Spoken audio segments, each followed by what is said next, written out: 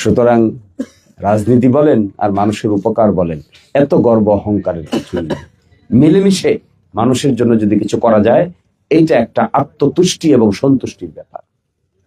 থেকে যায়, মানুষ তো মরেই যায়, কথাটা তো থেকে যায়, ইতিহাসটা তো থেকে যায়, কর্মটা থেকে যায়। কেউই তো আত্মা নিয়ে বেঁচে থাকবে না, সবাই চলে যাবে। সকল কাউকে পুড়িয়ে দেয়া হবে, কাউকে কবরে পাঠানো হবে, এই যে নিয়তি।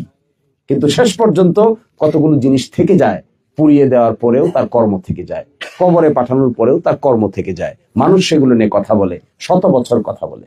এই যে একটা কর্ম, মানুষের জীবনের পরিবর্তনের যে কর্ম, সৎকর্ম, এই সৎকর্ম যদি করা যায়, তবেই আমার ধারণা এই রাতের বেলা বৃষ্টিতে ভিজে, দিনের বেলা রোদে পড়ে, শীতের রাতে কনকনে রাতে হাঁটে পরিশ্রম করার মধ্যে তখনই একটা সার্থকতা খুঁজে পাওয়া যায়, যদি সত্যিকার অর্থে মানুষের জীবনের মধ্যে কিংবা মানুষের মুখে এক ধরনের হাসি ফোটানো সম্ভব হয়।